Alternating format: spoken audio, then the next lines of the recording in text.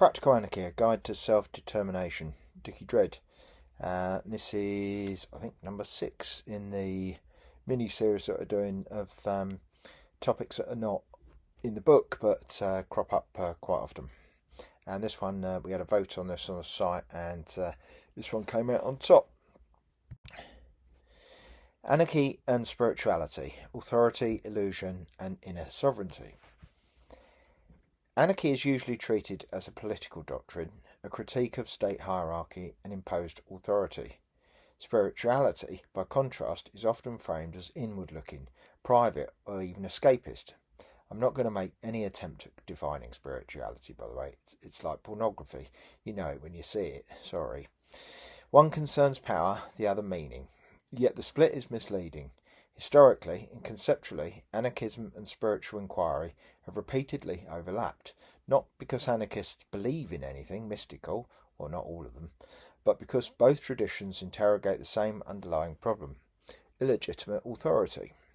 One targets it in a social structure, the other in metaphysical claims about reality, self and truth. This essay argues that anarchy and spirituality meet at the point where authority collapses, not the cartoon version of crystals and cosmic slogans, but a grounded, skeptical spirituality concerned with experience, illusion and responsibility. Drawing on Chapter 6 of Practical Anarchy and the consciousness framework developed in Physics, Consciousness and Reality, which is a book to be published soon by me and Nigel Adams, it suggests that anarchism without some form of inner autonomy risks reproducing domination, while spiritual practice without anarchist critique drifts easily into hierarchy, mystification and control. Anarchism beyond politics. In Practical Anarchy, anarchism is framed not as chaos or lifestyle rebellion, but as a consistent refusal of imposed authority, whether political, economic or cultural.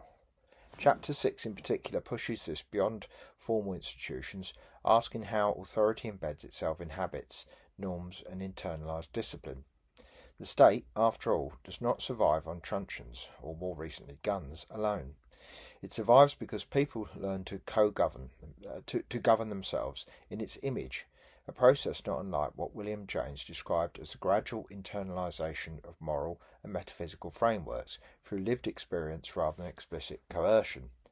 This is where anarchism quietly becomes psychological.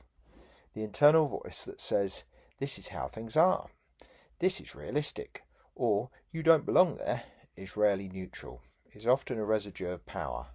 Schools, workplaces, media and law do not simply regulate behaviour, they shape perception. As Chapter 6 notes, obedience is most effective when it no longer feels like obedience at all, but like common sense. Contemporary surveillance capitalism arguably intensifies this process, embedding authority into interfaces, habits and data-driven nudges that operate beneath conscious awareness.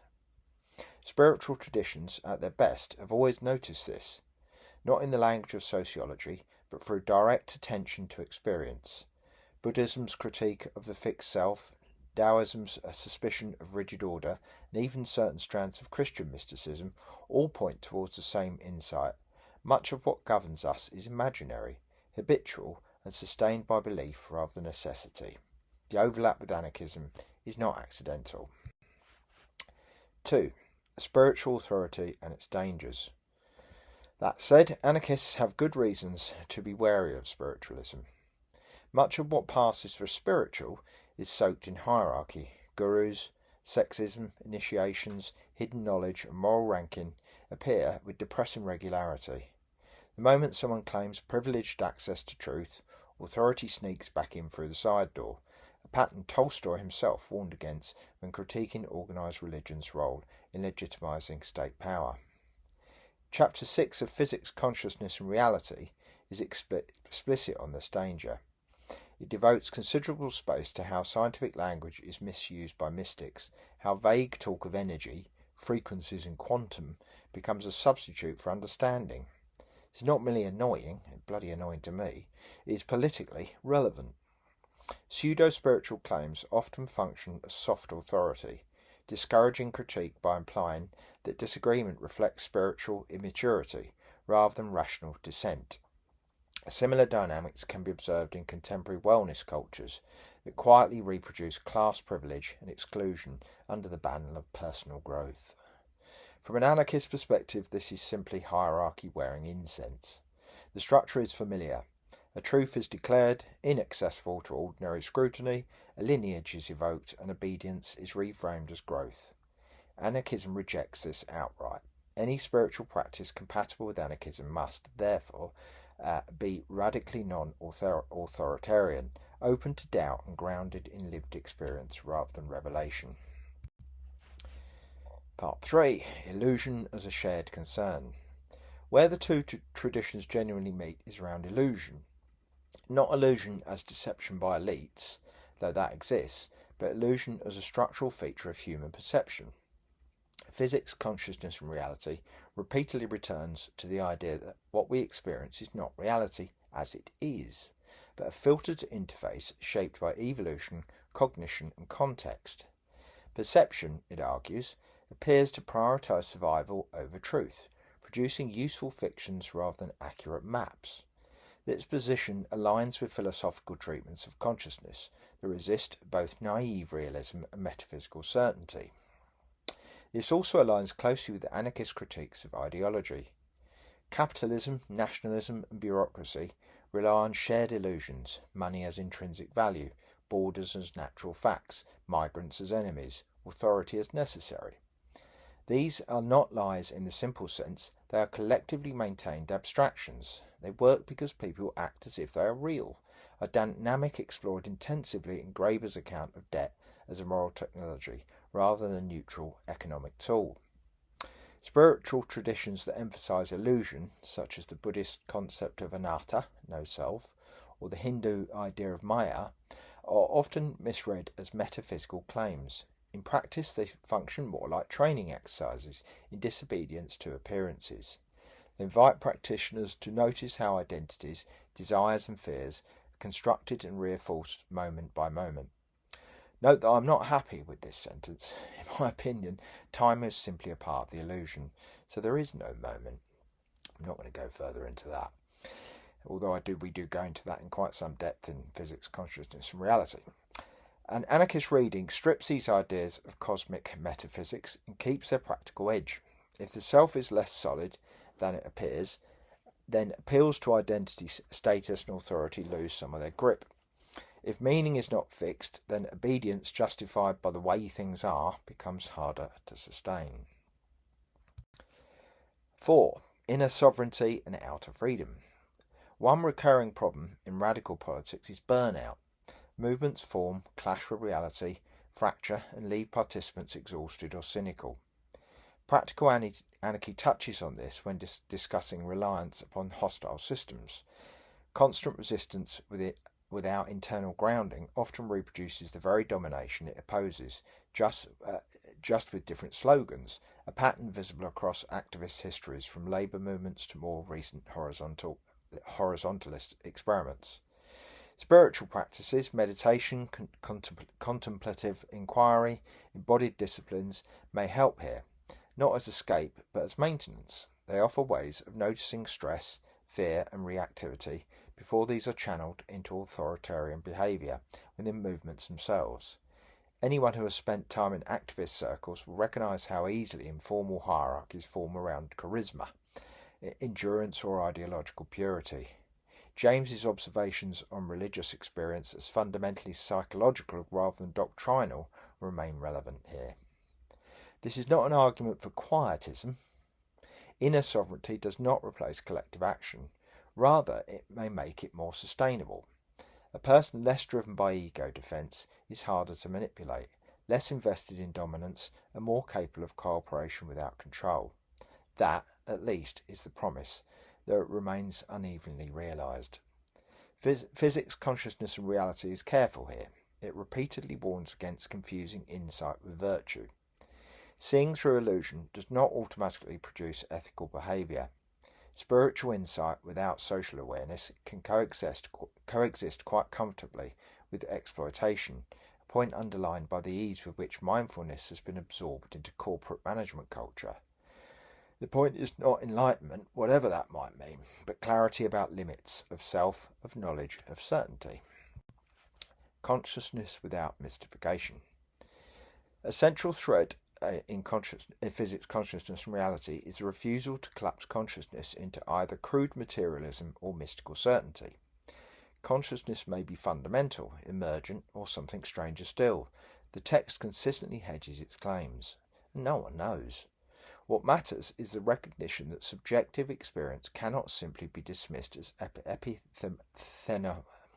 epiphenomenal without cost, a concern echoed in philosophical debates about the hard problem of consciousness.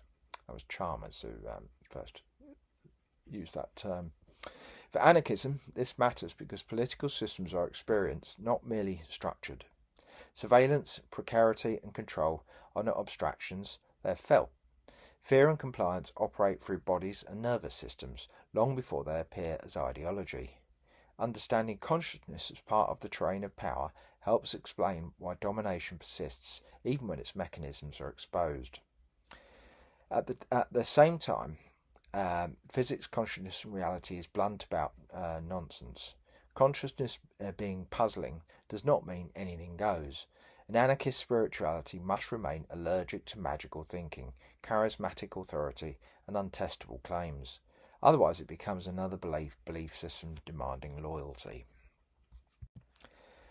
Anarchy as lived practice. Both anarchism and spiritual practice ultimately fail if treated as identities. Calling oneself an anarchist does not prevent authoritarian behaviour. Calling oneself spiritual does not prevent self-deception. What matters is practice, how decisions are made, how agreement is handled, how power is noticed and resisted in everyday situations. In this sense, anarchy itself can be read as a form of spiritual discipline. It requires constant attention to how authority re-enters through convenience, fear or habit. It demands comfort with uncertainty, since no final structure guarantees outcomes. That discomfort is not unlike the unease cultivated in contemplative practice, where the absence of fixed ground is not resolved but endured. This may explain why anarchism has so often attracted people interested in meditation, psychedelics, ritual or alternative ways of knowing. Not because anarchism is mystical, because it refuses closure. It does not promise salvation, only responsibility. 7. Limits and refusals. It's important to be clear about what this convergence does not imply. Anarchism does not require belief in cosmic unity, higher consciousness or metaphysical purpose. Spiritual practice does not justify political passivity or acceptance of injustice. Where either claims exemption from critique, it becomes suspect, a lesson repeatedly demonstrated by the historical entanglement of religion, nationalism and state violence. The strength of the overlap lies precisely in mutual constraint. Anarchism keeps spirituality grounded and suspicious of authority. Spiritual inquiry keeps anarchism attentive to internalized power and psychological reproduction of domination. Is either sufficient alone? As Physics, Consciousness and Reality notes in its closing chapters, uncertainty is not a weakness to be eliminated, but a condition to be managed. The same applies here. There is no final synthesis, no tidy theory of anarchist spirituality. There is only an ongoing negotiation between inner clarity and collective responsibility. Conclusion. Freedom without guarantees. Anarchy and spirituality intersect where guarantees fail. Neither offers certainty. Neither can outsource responsibility to institutions, gods, or historical/biological inevitability. Both insist, in their better moments, that freedom is not granted but practiced, imperfectly, repeatedly, and without final authority. In a culture saturated with control, distraction and pseudo-meaning, this overlap may be less a luxury than a necessity. Not to escape the world, but to remain capable of acting within it, without becoming what one opposes.